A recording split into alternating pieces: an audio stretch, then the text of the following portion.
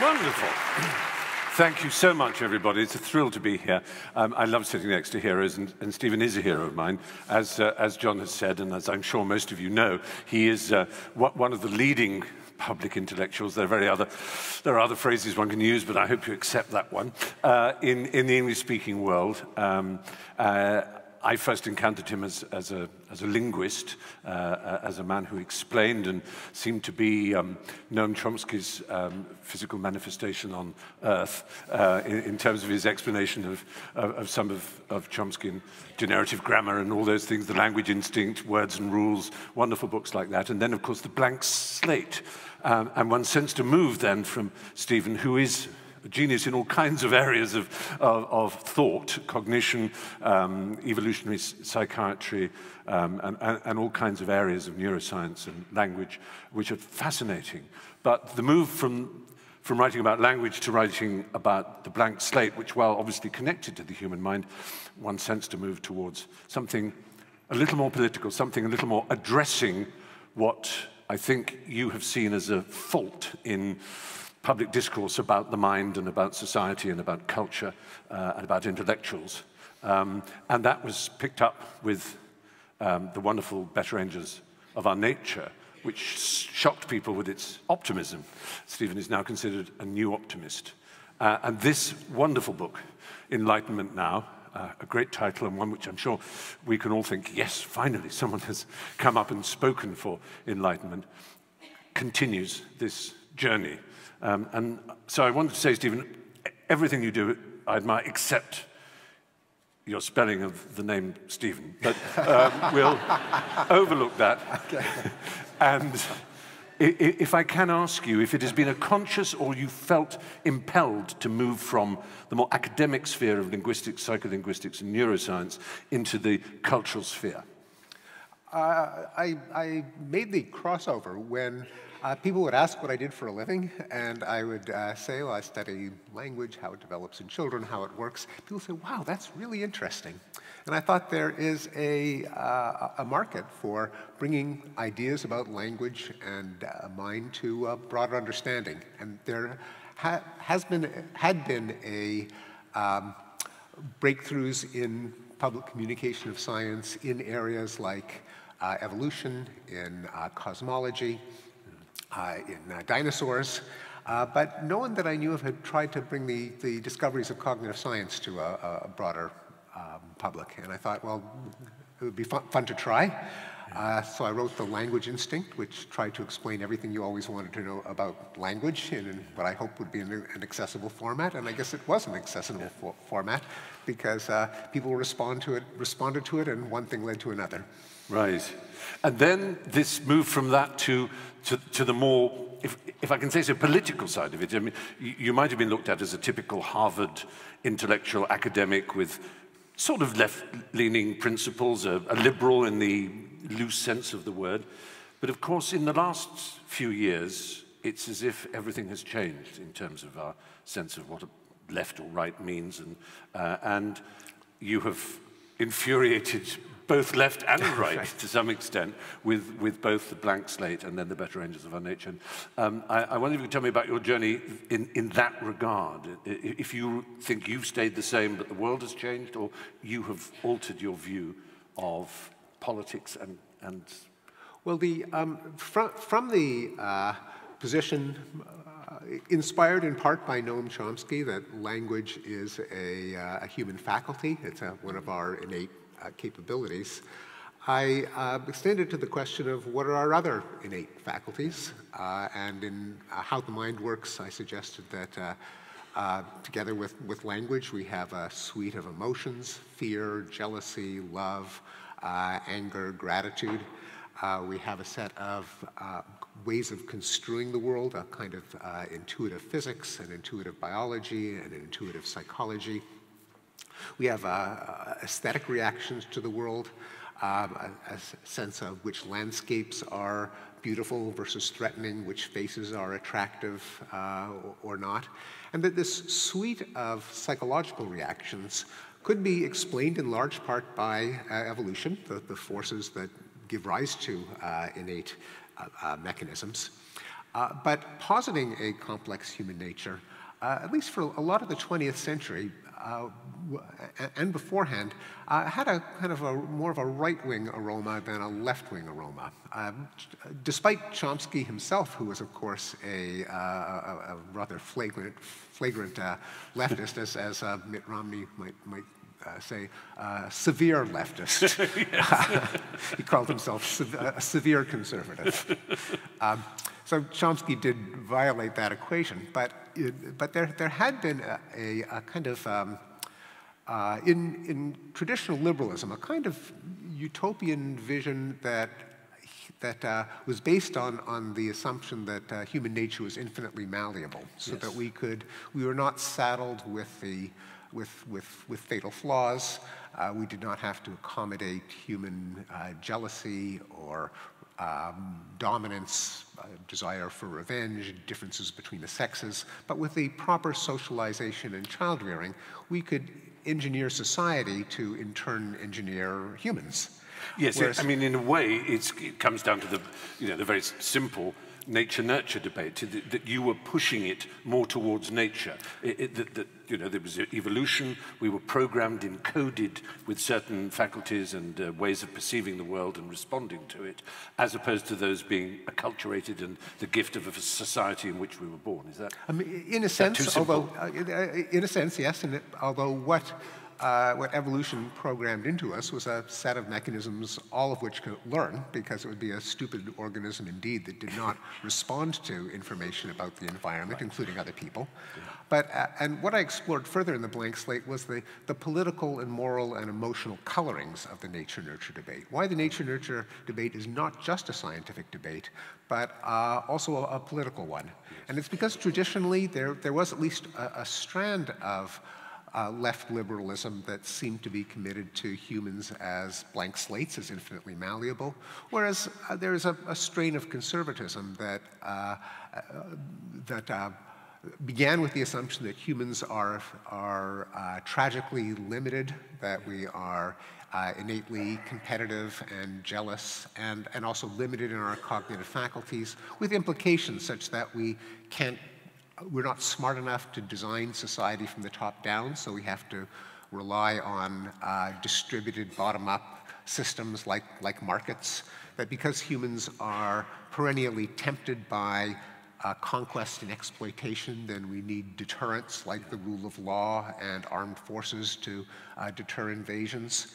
So you had a kind of tragic vision which leaned a bit right, and you had a more utopian vision, depending on a blank slate, which leaned a bit left. I kind of explored those historical roots and then tried to scramble them by pointing out that it's really not a dichotomy, that if human nature is complex, if it has multiple parts, then there isn't you don't have to come down on the side that either humans are inherently selfish, tragically flawed, ultimately limited, or infinitely malleable plastic blank slates. That rather we have a set of motives, some of which have regrettable features, like our desire for revenge.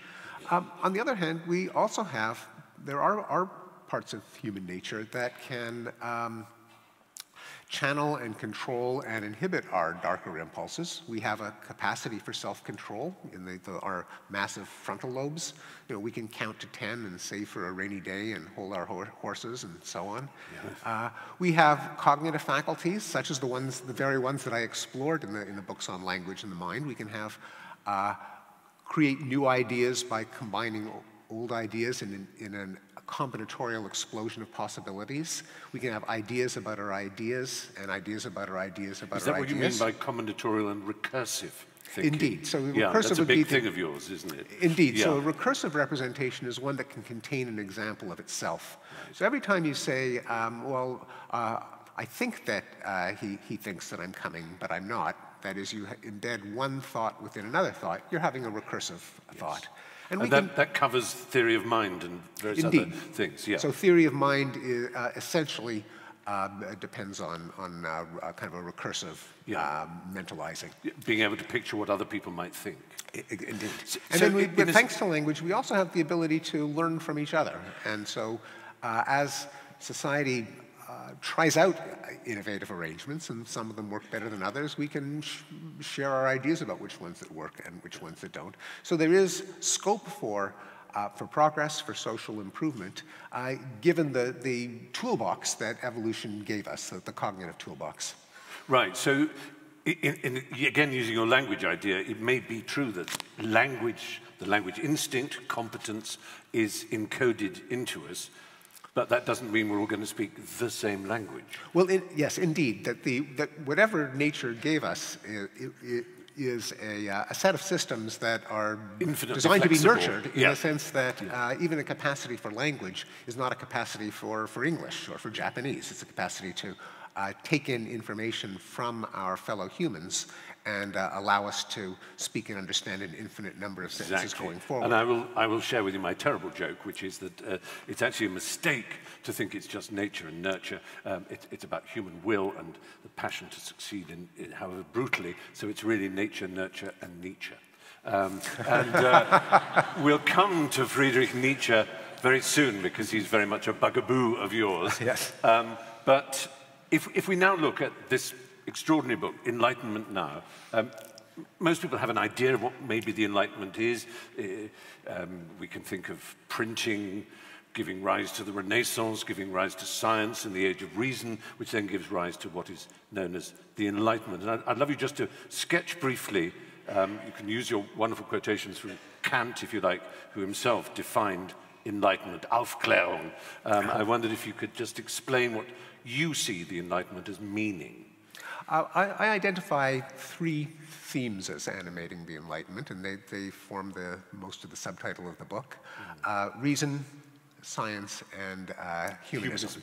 Progress. And, well, which collectively lead to progress, indeed. Yeah. So reason comes from the realization that traditional sources of belief are actually generators of error. Things like authority, tradition, dogma, charisma, hermeneutic parsing of sacred texts, the subjective glow of certainty, and that there's no substitute for reason. And in fact, reason is, in a very real sense, not negotiable. Because yes, but also even unreasonable ideologies use reason to justify themselves. Indeed. That's an important point, isn't it? Indeed, that as soon as you even began to propose some alternative to reason and tried to persuade people why it was better than reason, you kind of lost the argument. Because as long as you're not threatening people, as long as you're not amassing an armed posse to convert people to your cause, as long as you're not bribing them, as long as you're giving them reasons, as long as you would insist, if challenged, that you're not full of crap, that people should take you seriously, then you've surrendered the point. You have. It would be like saying there's no such thing as time, and I will tell you about it tomorrow. it just doesn't make sense. If you say this is why there is no reason, the word why is a reason word. Precisely. That's exactly right. And reason, as you say, is the absolute basis, the non-negotiable basis of the Enlightenment. Exactly. Yeah. Then science comes from the conviction that the universe is intelligible, that we can we can try to explain things, and moreover, we can, since we can't a priori be certain of any of our explanations, we have an imperative to test them, to calibrate them against reality, and to reject the ones that the world tells us are And that's false. what we call sometimes empiricism, for example, the testing of the validity and repetitive truth of an observation, for example. Indeed. Yeah. And science, it's often said that science can't give us our values, that it can tell us about how the world does work, but not how it ought to work or how we ought to behave. And that is true as a matter of kind of a logical categorization. That is, a statement of fact and a statement of value are not the same thing. On the other hand,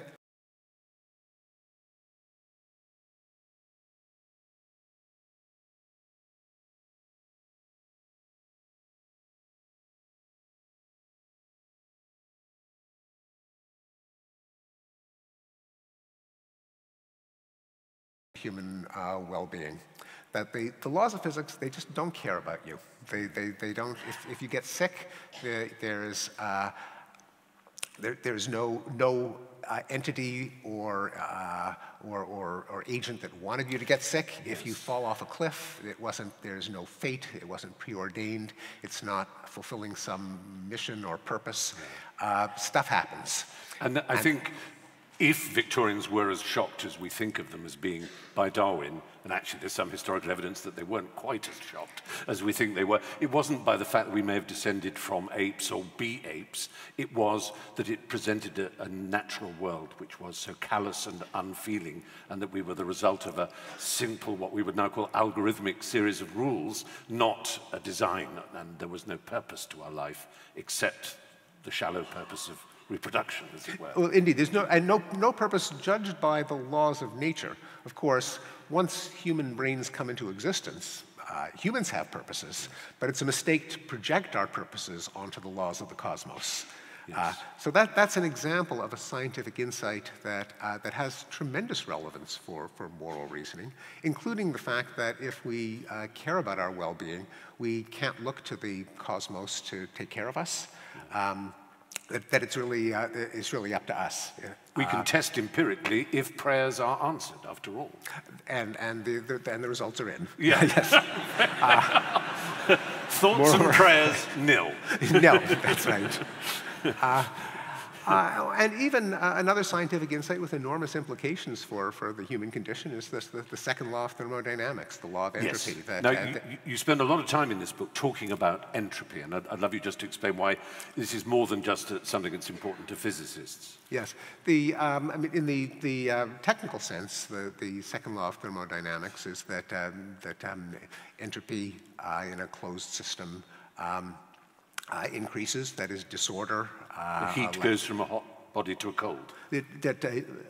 Differences in temperature, which are necessary to have usable energy, will inevitably dissipate over time unless the system is exposed to energy or information from the outside world. But in closed systems, disorder increases.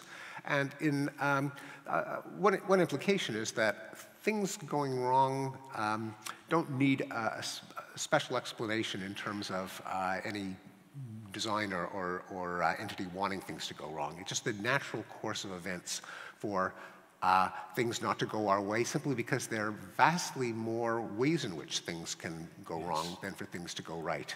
And so we have to deploy energy and information in order to carve out a zone of beneficial order in our local environment with the use of energy.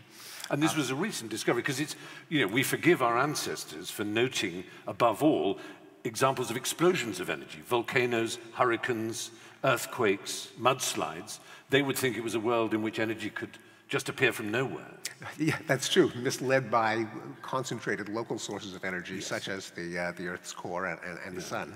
And one implication of that is that we ask the wrong question when we ask, why is there poverty?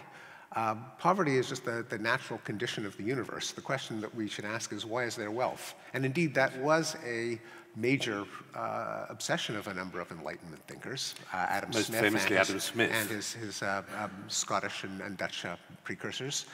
Yeah. But it does change the way you look at things if you realize that really what we ought to explain is why that we get to enjoy any order, prosperity, life-giving organization at all.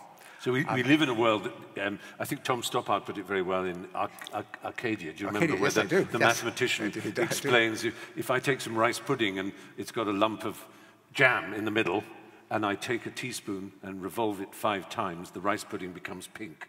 If I keep the teaspoon still and revolve it the other direction, I don't get the jam back. Yeah, right. You never get the jam back. You don't get the jam back. And that's right. The rule of the world, not getting the jam. So the world tends towards disorder, decay, as we know, sort of the heat death of the universe in the ultimate story. But and so life itself is pushing up, not just against gravity, but against, it has to find ways of efficiently using heat and calories, energy, work, they're all the same thing essentially, to erect a something that will fight the inevitable. That's right. So the evolution is possible in local defiance of the law of entry, entropy, not in defiance of it globally, because living things take in energy from the sun or from deep sea ocean vents.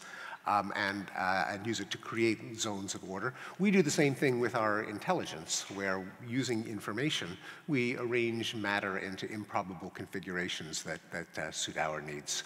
So that's just part of the larger point that a scientific understanding doesn't just allow us to build gadgets, but it does speak to our ultimate predicament, our ultimate goal in life, which is to use information, that is knowledge, to carve out zones of beneficial order in this massive sea of increasing entropy.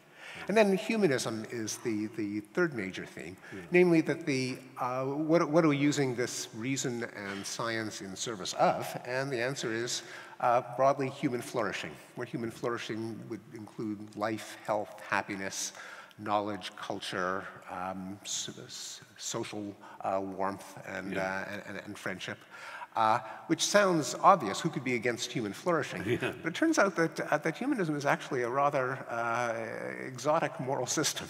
That there are alternatives, such as that the ultimate moral purpose is the glory of the nation or the tribe or the race, the predominance of the faith, bringing God's commandments to earth, carrying out some historical dialectic or messianic age being brought toward reality. So just concentrating the mind on what's good is to make people healthy and happy and knowledgeable and fulfilled. That's a distinct moral commitment. And that I identify as one of the contributions of the Enlightenment. Now, if you put them together, if we deploy knowledge to enhance human flourishing, and I should mention one other ingredient, which is a big theme of the Enlightenment, is that all of this is, humanism is possible because we're endowed by evolution, they didn't put it that way, but we put it that way now, with a sense of sympathy, with the ability to feel each other's pain, to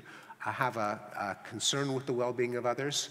Now, the sense of sympathy that evolution gave us is rather puny. It applies naturally to our genetic relatives, to our trading partners, members of our clan, but it can be pushed outward by forces of cosmopolitanism, that is, by mixing of people and ideas, and by reason itself, that if you have to exchange ideas and values with other people, it's rather hard to maintain that my interests are special and yours aren't because I'm me and you're not. Now, I can say that, but I can't get you to take me seriously.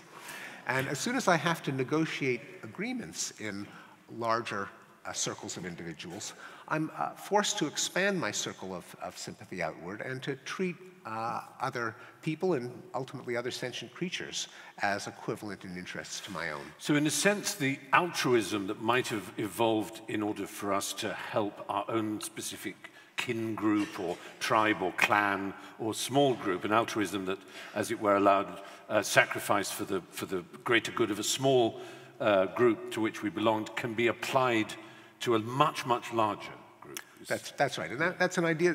Darwin himself proposed this idea. He said that once we have the capacity to sympathize with others, and societies get larger and more complex, there's nothing that can prevent it from expanding to encompass the entire human species once that's set in motion. Now, if you take the three ideas of reason, science, and humanism, and say that beginning with the Enlightenment, there's been the goal of understanding the world and applying such knowledge to improve human flourishing, then one ought to enjoy progress. That is, sometimes we solve the problems that face us, we accumulate the solutions that work, and over time, human flourishing should increase. Now, and those problems are probably best characterized by the four horsemen of the apocalypse: war, pestilence, famine. What's the fourth one? Anybody? Death, obviously, yes. Death. Yeah, death. Seems kind of... We're looking forward to the end of this century. Yes. Seems kind of redundant. Yeah, it does, really. Yeah. But really could be three horsemen. In a sense, that's what they can address, yes. which were the hugest problems mankind faced for millennia. Indeed, and all of which are concomitants of the fact that we evolved by evolution in a universe governed by entropy, and death is the ultimate kind of entropy as far as humans are concerned. Our bodies merge with the soil eventually. But so that's the hope, and then one could ask, well, the Enlightenment ideal of progress sounds good in theory. How did that Enlightenment thing work out?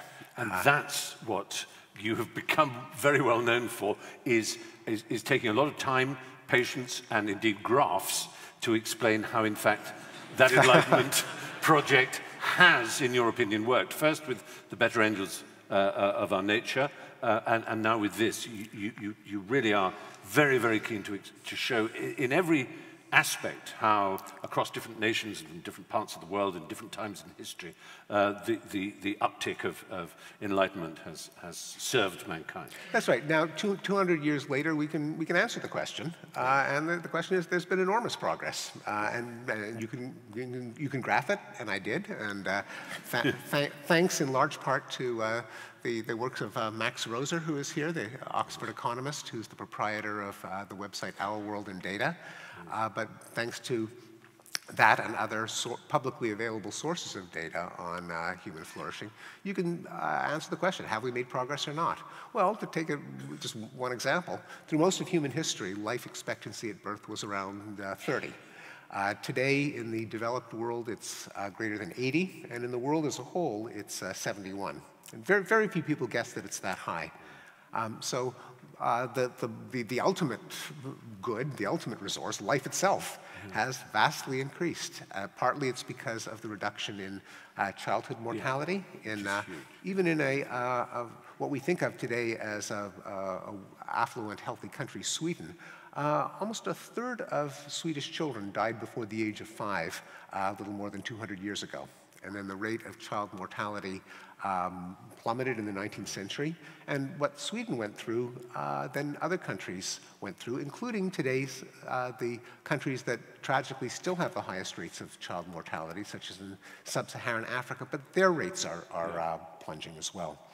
And similar stories can be told for education. The world is becoming literate. I think it's on the order of 80% of the world can read or write, whereas the historical average, even in Europe, was closer to 10 to 15%. And the people who are illiterate tend to be in their 60s and 70s. Right, and so they're dying. We know which way the trend is going. Yes. And girls as well as boys, so the world is approaching gender equality in education and literacy. We also see progress in violent crime in any region that's beyond the reach of the law. In frontier regions, in the kind of anarchical, feudal patchwork of medieval Europe, there were rates of homicide that were 30 to 50 times higher than what we see in European countries today. This is not war, you're talking about crime. This is highwaymen and brigands and right. barroom fights and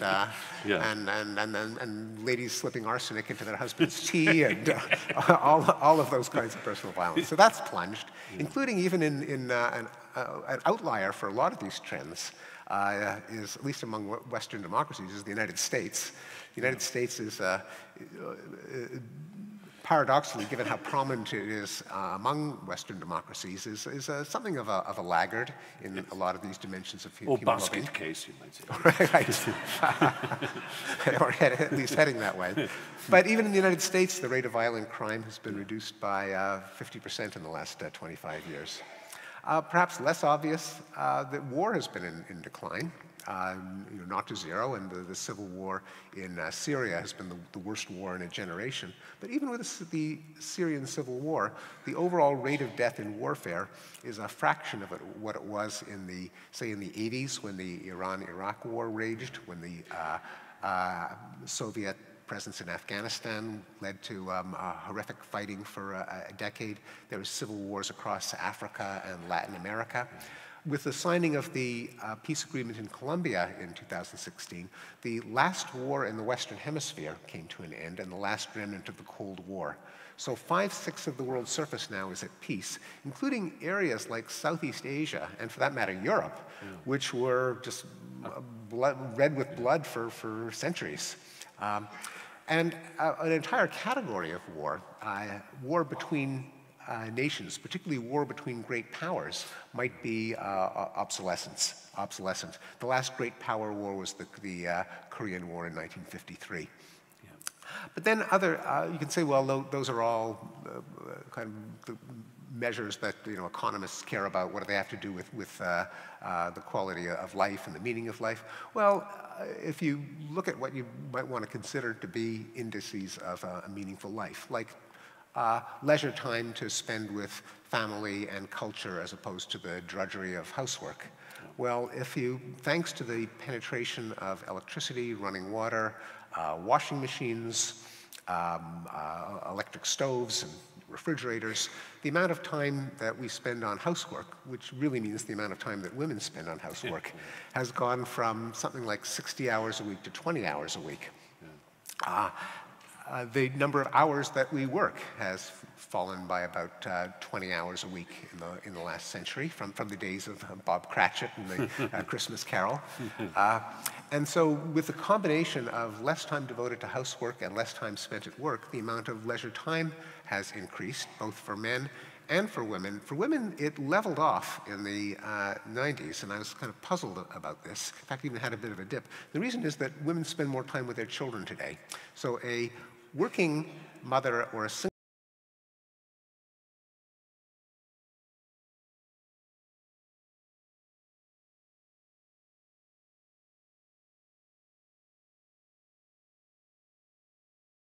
that I plotted. Right. That's what they found. Because obviously people will, I mean, the Freakonomics book, for example, would say that American crime rate has gone down because abortion rates went up at exactly the time that a generation of criminals would have been born that weren't up because of Wade versus Roe. I'm sure you've read that book. Yes. That turns out not to be. It falls into the category of too cute to be true. Right. Okay. So that turns out, I mean, it was an ingenious theory. It's not the right theory. And anyway, obviously one of the first things that would have been put to you, because a lot of people will be hissing and saying, but. We're used to damning our own culture, to seeing it as destructive, to seeing science as ruining the world, from going from a biosphere, for a geosphere to a biosphere to a noosphere, or if we now like to call it the Anthropocene, that we have altered Mother Earth, and also all these things you've said have brought us so much leisure time and peace and prosperity. Surely they've also brought us anxiety, unhappiness, suicide, and this is the illness that is the price we pay for all the benefits that the Enlightenment may have given us. But you address this in the book as well. Yes, so I have a chapter on happiness where I look at data on just self-reported happiness. You just ask people, how happy are you? I mean, who could be a better judge?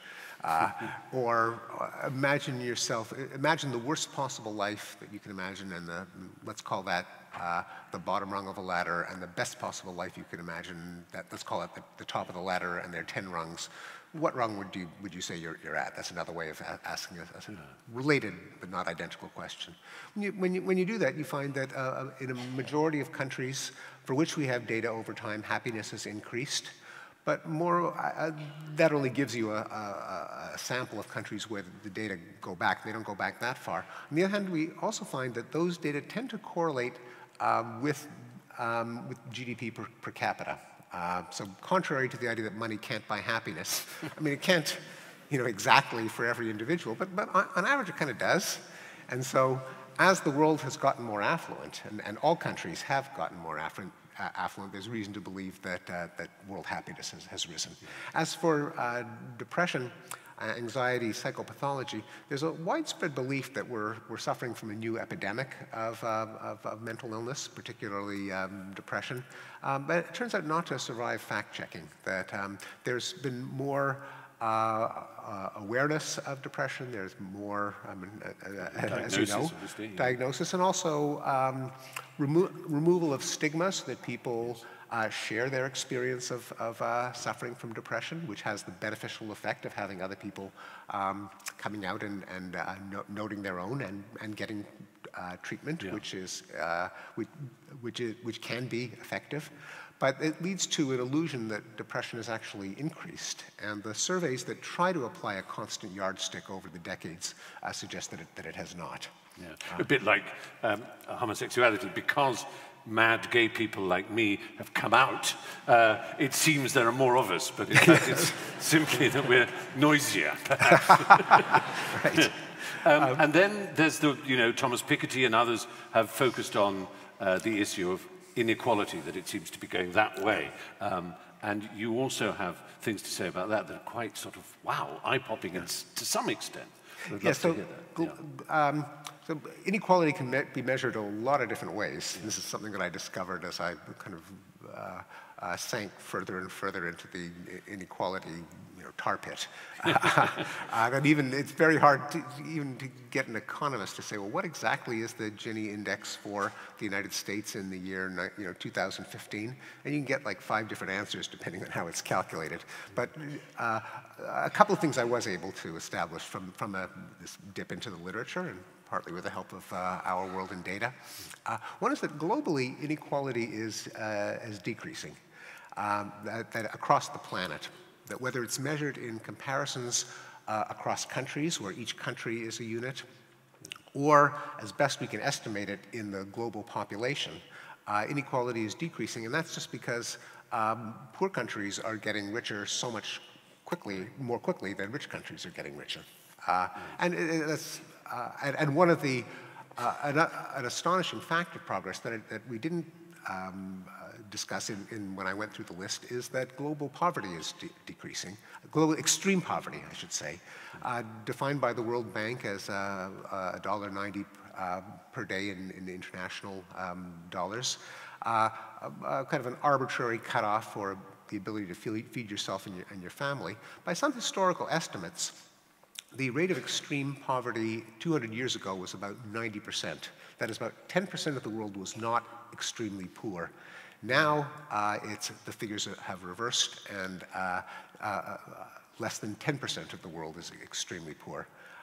So because of this massive increase in the fortunes of the worst off, in countries like China and Bangladesh and in many of the sub-Saharan African countries, in Latin America, global inequality has decreased. Now, unquestionably, inequality has increased within many Western wealthy countries, particularly for whatever reason, English-speaking ones, England, United States, Australia. But I suggest that inequality is not in its economic inequality, is not in itself an evil, that it's practically impossible to avoid in any kind of economy that isn't imposed from the top down by totalitarian means. And as Walter Scheidel points out in his new book, The Great Leveling, the most effective ways, if you really want to reduce inequality, the most effective ways are violent revolution, pandemics, mass mobilization warfare, and state collapse. Which kind of should remind us that, as he puts it, be careful of what you wish for. Yes. And I think that the moral imperative is really not inequality per se, but it's some of the possible concomitants of inequality. One of them is political inequality. Anger, resentment, those and the fact that the rich have too much political influence, right, yes, especially in the United States. But also, but really morally, what ought to attract our concern is poverty, is how much people at the bottom have, not how big is the gap between them and those at the top. And there, thanks to, especially in developing countries, thanks to market economies that have been growing and globalization, there's been a massive increase in the fortunes of the poor. In wealthier countries, the welfare state has put a floor under the poverty levels. And so even in the United States, which is famously libertarian compared to its Western peers. The United States has a pretty substantial welfare state. And as a result, poverty, when it's measured in absolute terms, not in terms of percentage of the income of the population, but in terms of what people can afford, can you afford to feed yourself and clothe yourself? Travel to other countries. Travel to other countries. Yeah. It's fallen from about, depending on how it's measured, from about 30% of the population in 1960 to something like 5% of the population now, when it's measured taking into account government benefits and the falling cost of many goods and services. So, what I suggest is that it's really poverty that, morally, that we ought to concentrate on, and not so much inequality. Absolutely. And so, taking your book, you lay out an argument that the Enlightenment and what followed it as a result of open thought, free reasoning, and all the advantages of science and humanism that led to industrial revolutions and yes, all kinds of new sorts of poverty, but has brought us to not exactly a shining mountaintop, but to a place which was unimaginable even 50 years ago to some extent in terms of war, starvation, and these other indices that you go by. So the book might have stopped there, but of course, really, you could subtitle it not The Case for Reason, Science, Humanism, and Progress, but the Enlightened Society and its Enemies, with a bow to Hayek. So why is it that we, as children, grandchildren, great-great-grandchildren of the Enlightenment, seem to be so disrespectful of it, so doubting of it, so cautious, so skeptical? Why don't we accept that it has given us everything we have and speak its language? Yeah, and it's an important theme of the book is that this progress isn't some mystical upward pointing arc. It is not some historical dialectic that inevitably makes us better and better until we reach utopia. It's a result of specific efforts to solve problems and to retain the solutions that are effective. And that if there is an abandonment of that principle, then progress could go into reverse. And of course, there have been catastrophes where it has gone into reverse.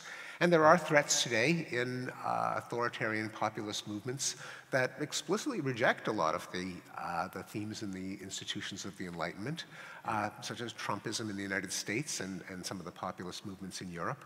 As opposed to universal human flourishing, they prioritize the greatness of the nation, the glory of Russia or the greatness of the United States, as opposed to institutions of global cooperation, which were a theme of the Enlightenment. There's the idea that there should be zero-sum competition between nations vying for greatness, as opposed to a reliance on science and reason. There's an invoking of religion and a re-empowering of religious factions.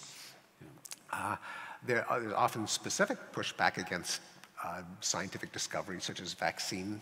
Yes. And there's a story in the papers today from the WHO talking about the huge rise in measles in Europe as a result of people not vaccinated. Talk about a self-imposed wound. I mean, yes. We kind of are on the verge of licking that. So the question is, why in an age of progress behind us are we suddenly facing these new threats? Now, partly it's because there are, I think there are features in human nature that have always made authoritarianism, tribalism appealing, that a lot of the ideas of the Enlightenment are rather exotic discoveries that are enormously beneficial, but they don't come naturally to the human mind, and they've got to be kind of relearned and redefended every generation.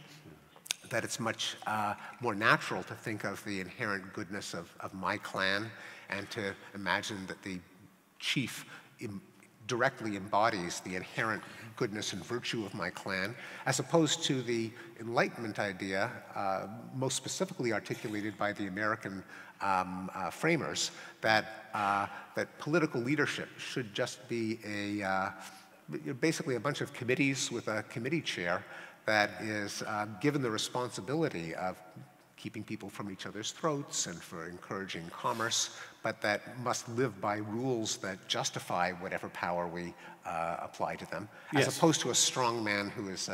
Because, I mean, using America and the Enlightenment and the beautiful white columns of Washington and the phrasing of the Declaration of Independence and so on, a lot of Americans, less than 100 years after America became a country, were puzzled beyond belief why a country set out on such perfect Enlightenment principles and ideals should have descended into such appalling carnage. The most bloody internecine civil war still to this date in history in its civil war. The murder massacre of species of animal, and to us more importantly, huge tribes of Native American peoples in the cruelest possible way. Gangland violence beginning in all the cities. This was a country founded in exactly Enlightenment principles, written down by Jefferson, who is one of the heroes of the Enlightenment, influenced by Paine, another hero of the Enlightenment, and by Franklin. These glorious people, but they still believed in slavery. The Enlightenment gave rise first and foremost to colonization, the enslavement and the exploitation of native peoples, of ordinary people conquered in their lands. And so there's a way of seeing the Enlightenment as having been like a virus, and you can see why people in the third world might say, well, your Enlightenment didn't enlighten us. It was either you're changing your missionary stance from being a Catholic or a Methodist missionary to being an Enlightenment missionary, but I'm being a devil's avocado. Yeah. No, I think it's, I do think it's, it is certainly true that one mustn't identify the Enlightenment with the West, and particularly not with the United States, even though the United States Constitution and Declaration of Independence were magnificent Enlightenment statements. But the Enlightenment clearly didn't penetrate large parts of the United States, which retained more of a kind of a manly culture of honor as a way of organizing society rather than principles justified in a set of propositions. And there's long been in the United States a divide more or less coinciding with the North and the South as to whether society should be organized by institutions justified by Enlightenment principles or by individuals defending themselves and their interests by defending their honor. Slavery, of course, is as old as civilization. Slavery is pretty much the rule rather than the exception until the 18th century. Yeah. All of the so-called great civilizations were slave-holding civilizations, including so-called democratic Athens, including Rome, including all the biblical civilizations. And that was carried over and expanded in the Europe. A Christian might say, of course, that it was, mostly Christians, dissident Christians who first suggested, Wilberforce, people like that. Well, it was Quakers. Quakers, indeed, yes. But not all.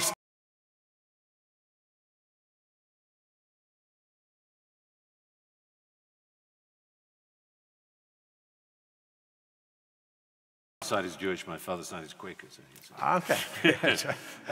But yeah, so I think it's anachronistic to connect the slave trade with yes, Enlightenment. I suppose the point I'm making is religionists might argue that their religion, whether it's Islam or Christianity or Buddhism, is almost like a sort of serum, like Oliver Sacks's L-Dopa. You inject it in someone and they instantly have a structure and a way of looking at the world which can transform them and they can live by. But if you believe in the Enlightenment and the four pillars of it that you've adumbrated, then or laid out, then that isn't a serum. It clearly doesn't. It's not a magic bullet. It doesn't transform you or the world. It's a series of ways of working towards something. It's much tougher than a religion. It's not magical thinking.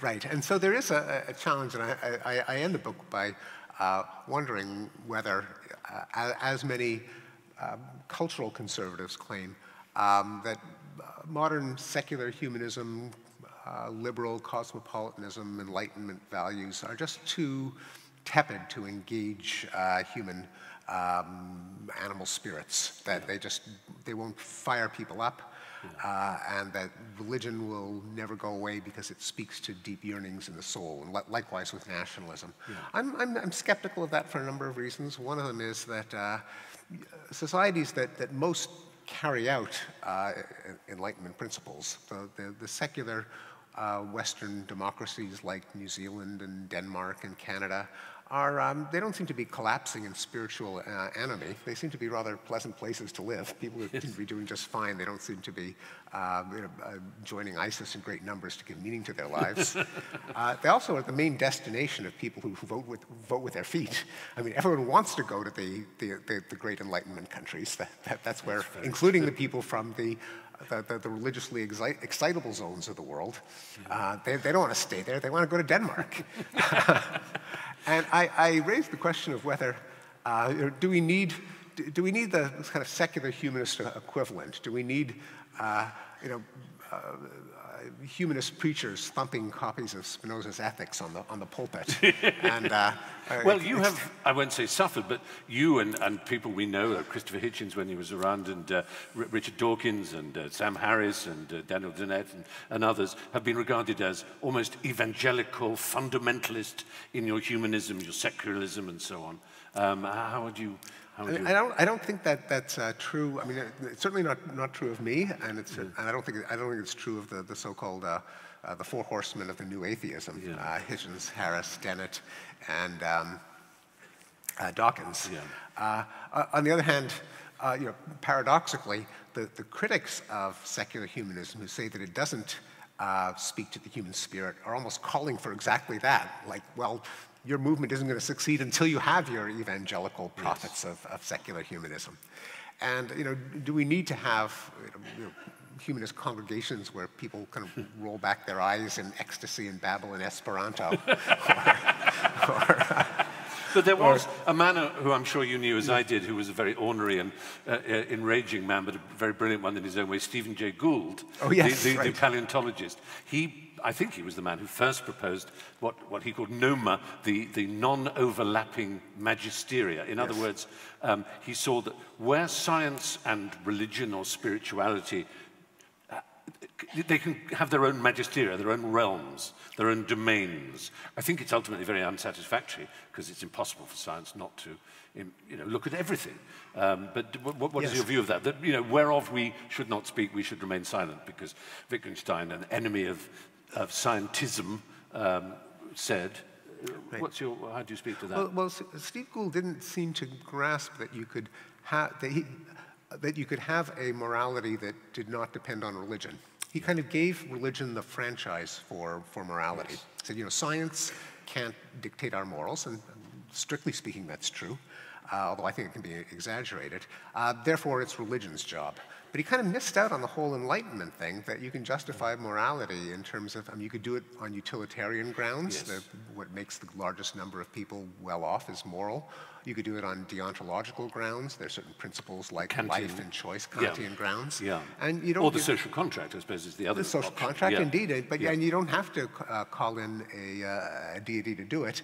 But for all of Steve's vast erudition and knowledge and he kind of missed the whole Enlightenment principle. I mean, that was, I think, was something of a vacuum in his Some in Stevens his landscape. Can be wrong. I wanted just to quote one thing which really fascinated me, because it might be a criticism leveled at you, that here, when you talk about reason, you use two archetypes, as it were, two opposites, and you miss out the middle. And I think perhaps that's an interesting idea. You say opposing reason is by definition unreasonable.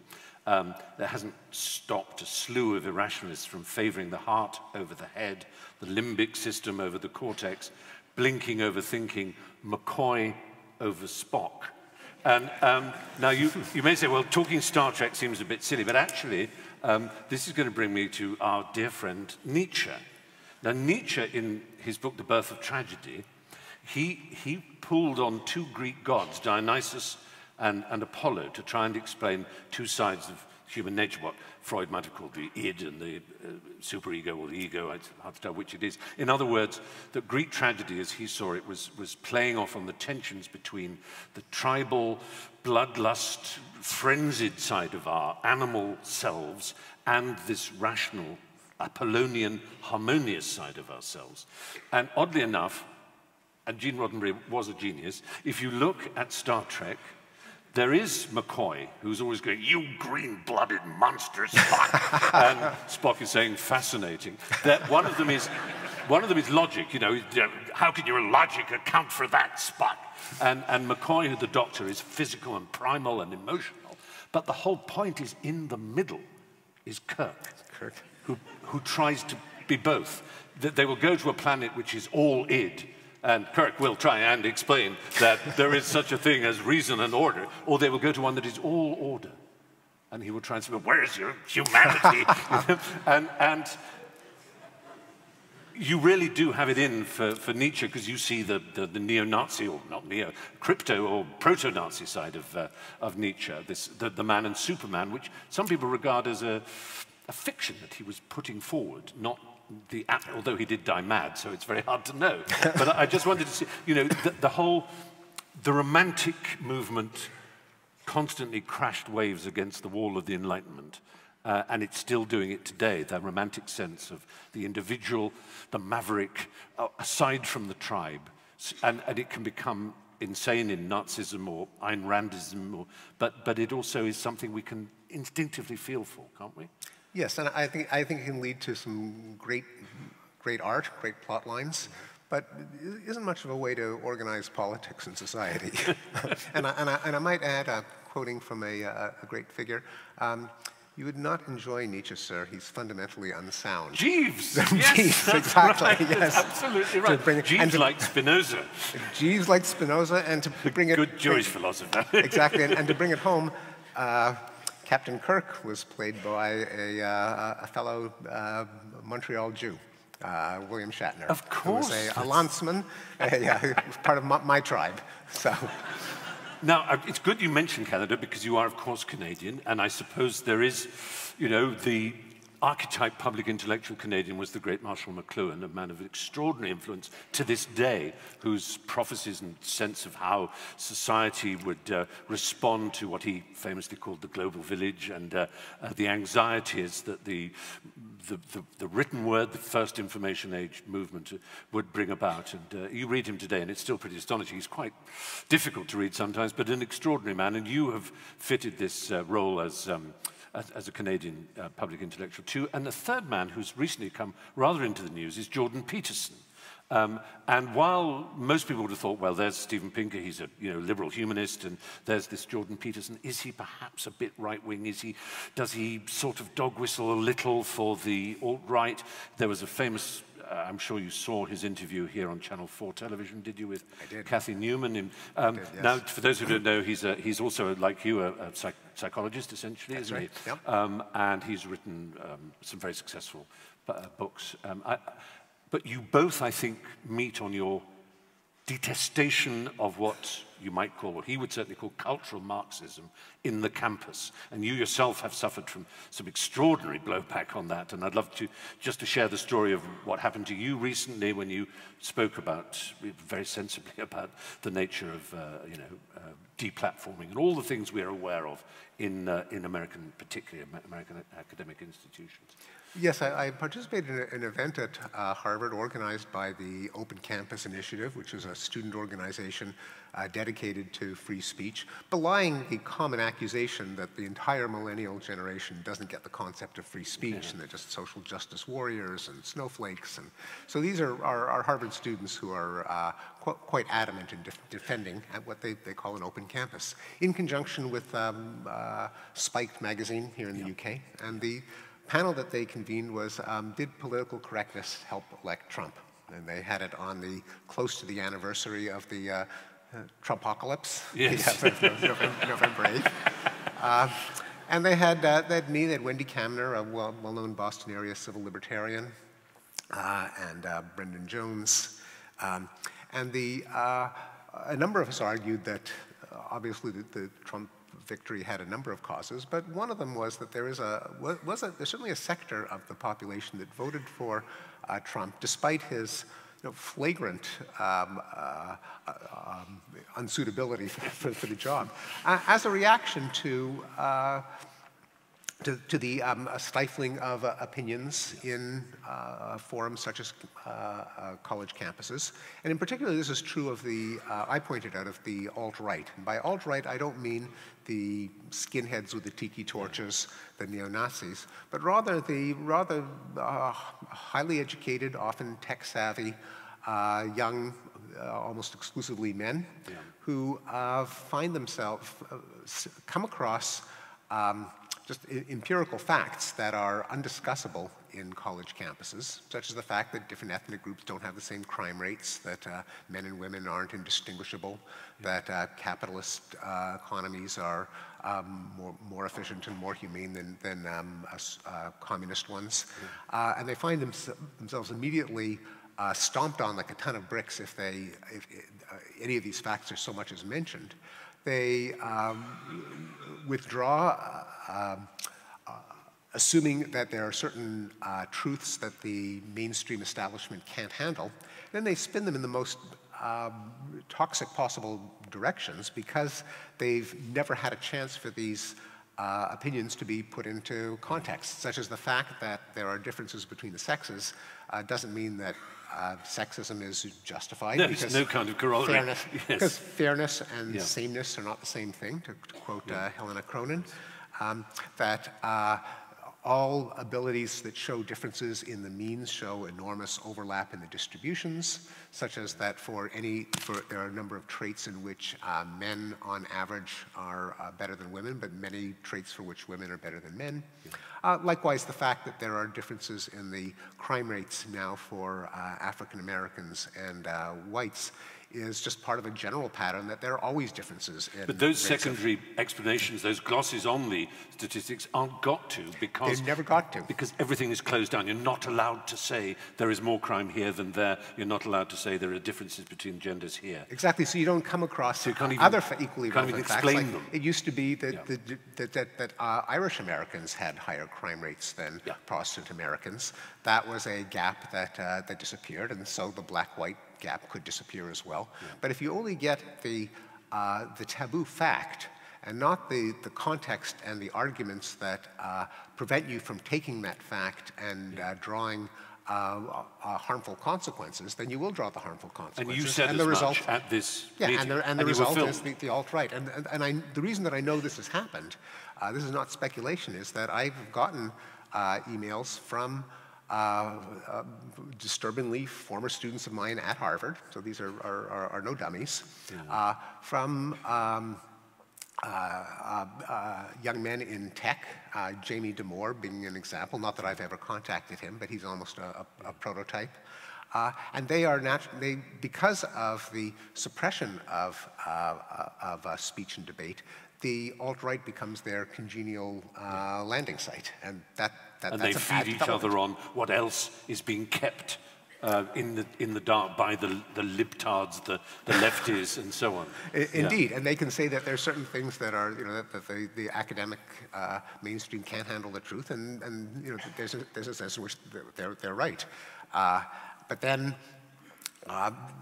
those ideologies can kind of fester without the proper immune response, and the result is that you have intelligent people voting for a bizarrely dangerous and unqualified candidate for president. Anyway, so those remarks were then doctored so that only the part that says that in which I noted that there are intelligent and educated members of the alt-right, which I know for a fact because some of them were Harvard students. And Milo Yiannopoulos went to Cambridge. Another example. And that was then doctored and presented both on left-wing sites and right-wing sites as a kind of support for the alt-right, whereas it was actually a tactic for starving the alt-right. So so sensitive, so hypersensitive, raw are the culture wars that you would suddenly being accused by the left of being right-wing because the right wing had edited everything you had said and doctored it. Fortunately, both the Guardian and the New York Times came to my defense. There was actually an article in the an op-ed in the New York Times entitled "How Social Media Are Making Us Stupid," and used that as the way that I was taken out of context as a prime example. Am I being very stupid in saying that, in the same way at the very beginning you said what language taught you about what's programmed, what's coded within us, how language is a faculty, allowed you to put that idea out into other human faculties?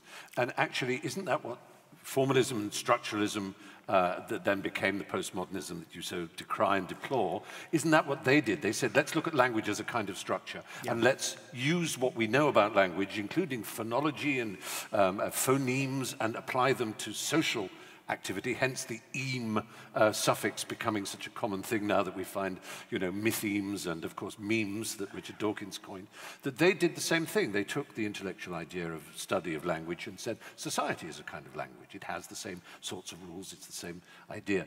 But this is something, of course, you fundamentally disagree with, is postmodern thinking on society. And I wondered if you could just elaborate on that and why you think it's so deleterious to our culture. No, you're right. There was a kind of circuitous route by which the structural linguistics of Roman Jakobson and Trubetskoy, Saussure, then got ported over into anthropology by Claude Lévi-Strauss. And then to Marxism with Althusser and so on. Indeed, and then taken into the I think rather eccentric position that thought consists of nothing but arbitrary oppositions in self-contained symbol systems, although the structuralism then became post-structuralism, which in fairly abstruse and ways abandoned the exact propositions of structural linguistics and anthropology. But still, it retained the idea, which then got carried over into Derrida's deconstructionism, that all statements are inherently paradoxical or circular because they're just symbols that refer to other symbols that refer to other symbols in a kind of closed circle. But what it left out of the entire discussion in the entire course of modern linguistics is there's not just syntax and phonology, but there's also semantics. That is, language refers to stuff. That got left out. It refers to stuff both because it's connected to the world via perception. We actually, our linguistic symbols like dog and table aren't just defined in like a dictionary definition in terms of an animal and mammal, but they also, they're little pictures in the dictionary, and our perceptual system connects us to reality. And they're also connected to a web of inference, of logical conclusions that we can draw that make meaning not completely arbitrary, but enmeshed with our scientific understanding of the world. The fact that a dog is a mammal and a mammal is a living thing. These aren't just arbitrary symbols, but they actually have content. And that widens out socially into, I suppose, the argument between relativism and, what is the opposite of relativism? Realism. You'd say realism, of course, they would say absolutism. That's right. No, realism, scientific realism, which is the philosophy of science, that scientific propositions are actually about something, they're actually about the world, and they can be true or false. So, because, just to sort of finish off, in a way, one of the things we've started to learn, those of us who are curious about neuroscience, is that since you started writing, even one of the things that's become even more apparent to David Eagleton and Kahneman and Tversky and all these others have shown us how contingent our knowledge is. They've taken ideas, obvious ideas we grew up with, like illusions, pictures, are they two faces or a candlestick, or is this a straight line? We realize how our brain is interpreting reality in a very non-realist way. And so we also now realize that reason itself is not stable or reliable. It seems very fragile. You write brilliantly about some of the experiments that show intelligent, liberal people who believe in evolution don't actually understand it. And if they're asked a few questions, which is true, they will often get it wrong on the basis of their misunderstanding of basic Darwinism. And so, you kind of think, well, maybe there's something in this, not necessarily Derrida or Lacan, Foucault, or any particular of these idiotic Frenchmen whose greatest, well, if only they could write. Roland Barthes could write, so you could believe in him, because he wrote beautifully, but they write so badly, they can't be true. Sort of, must be true. But nonetheless, this idea that our reality is not what it seems, and that somehow you're being scientistist, you're being, you're guilty of scientism, you're too cold and real, and actually life is more fragile and ethereal and strange and difficult. Well, how do you answer? Well, life is fragile and strange, and will always be mystifying. But when we develop policies, when we develop institutions, especially ones that wield power, we must, to the best of our ability, root them in reason and scientific reality, which is never going to be absolute, but is the only reality that we can approach. And crucially, you invoked people in my own profession, like Amos Tversky and Daniel Kahneman, who of course have shown the limitations of human reason, that we're vulnerable to illusions and biases. And I note that there's a false conclusion that some people draw, that this is a refutation of the Enlightenment belief that we're completely rational. Now, the Enlightenment thinkers were adamant that we're not rational. They were some of the best students of human quirks and follies, and people like Adam Smith and David Hume and Spinoza just went to town with our emotional passions, the fallacies that we're vulnerable to. But what I take to be the point of the Enlightenment emphasis on reason is not that every person is inherently rational, but that we do have some capacity for rationality, and we must if we're even discussing the question, because the only way you could say humans are irrational is if you had some benchmark of rationality against which to compare them. Otherwise, the question itself would be meaningless. So yes, compared to ladybirds or compared to bears. Well, also that when people make some fallacy, like taking a stereotype, the prototypical example would be Linda, the articulate woman committed to social justice and activism. Is she more likely to be a bank teller or a feminist bank teller? People say she's more likely to be a feminist bank teller. Now that, of course, violates the laws of probability, because the probability of a conjunction always has to be less than or equal to the probability of one of the conjuncts. So since all feminist bank tellers are bank tellers, it's actually impossible for it to be more likely that she's a feminist bank teller than a bank teller, because they're all... Now this, of course... Now, the fact that I can explain it, and that they explained it, that they called it a fallacy, well, they called it a fallacy like compared to what? Compared to laws of logic and probability, which they could understand, so at least they're rational. Anyone who reads them can understand them, so the people who read it are rational. So it's a mistake to say that we're incapable of rationality, even if it doesn't come easy to us. But does it mean that we have to submit, because I'm sure I'm not alone in this room of finding your splendid, almost Bertrand Russell-like use of logic there. Oh God, that's what happens when I read philosophy. I have to turn back 2 pages. Yeah, I've got it, turn the page. I've lost it again, go back. Oh, damn, what was the proposition? What was the postulate? What was the syllogism? What was the, even in your, I have to say, your wonderful graphs that you and your friend here Max Rosa, produced, suddenly a word like percentile or quantile will come up, and if it ends in "ile," I don't know what it means. What's the difference in a percentage and a percentile? And I'm obviously, and so I have to basically say, Stephen knows what he's talking about. I assume he's right, and in a sense, some people would argue that that's no different to the hermeneutic exegesis that the priest and the hierophant is explaining to their obedient flock. Yes. Only I can interpret these facts. And the moment you start to use words that are from science and from logic, most of us go, I sort of followed it, and then you said conjunct. Oh, yes, okay. Then I lost it, you know? Yes. So yes, so to the extent in which it feels like that, then there's been a failure, that I failed. Because it has to be. Richard Feynman would have claimed that he could explain it to an 11-year-old if it was well, physics. that is the aspiration, Yeah. and indeed it would be completely contrary to the spirit of science for scientists to be considered to be some priesthood. Yeah. It's got to be that you might have to put a little work into it, but you can reconstruct the logic It's for all yourself. open. Yeah. It must be.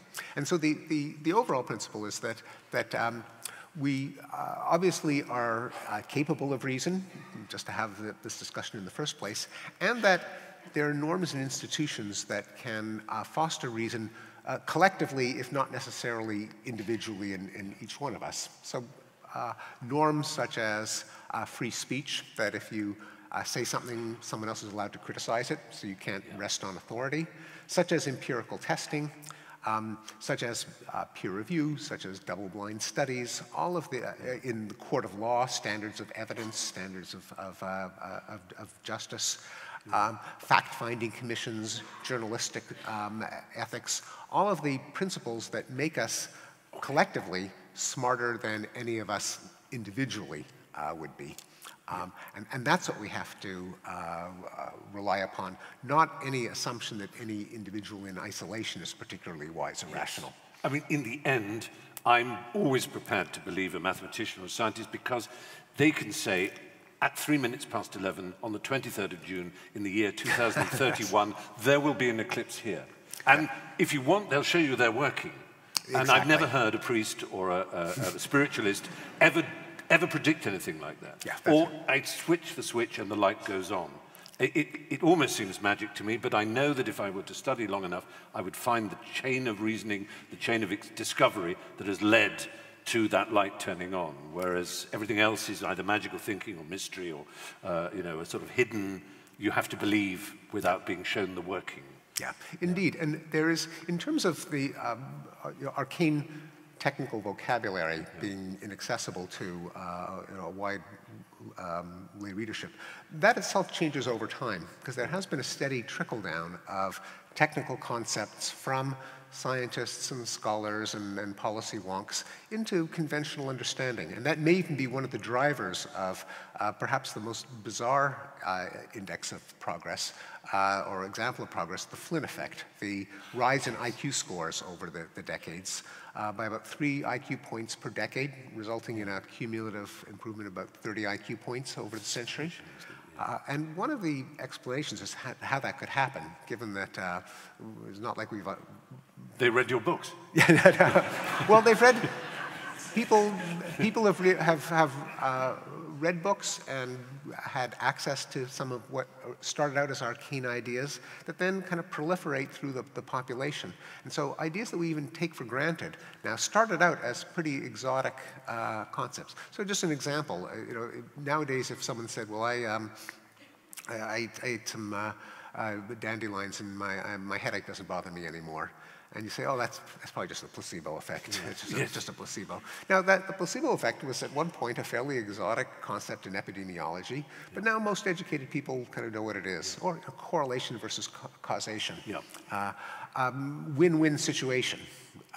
Trade-off, market. Zero-sum game. Zero-sum game. Yeah. These are things we're familiar with, which are really quite complex ideas, might have been considered 100 years ago, needing a lot of explanation. Zero-sum came out of game theory, yes. A fairly arcane branch of mathematics. Yeah. So what can happen is, with education, and also not just education in school, but in proliferation of ideas through, you know, the BBC and magazines, yes. and websites, yeah. and so on, that the kind of baseline understanding can be smarter. It can become smarter, and so more sophisticated concepts become part of the conventional wisdom. Well, I have to say, as you saw, I got given a note here, and we've talked, so I could go on forever. I just love talking to you. I love the way you just open things up. And if Enlightenment has that word light in it, and you do show us, you know, you show light on all kinds of areas of our thinking and our behavior. And I do want to thank you and want to tell everybody here that Stephen will be spending 20 minutes signing copies of the book. But I know you'll want to join me in thanking him for his fascinating conversation. Thank you very much.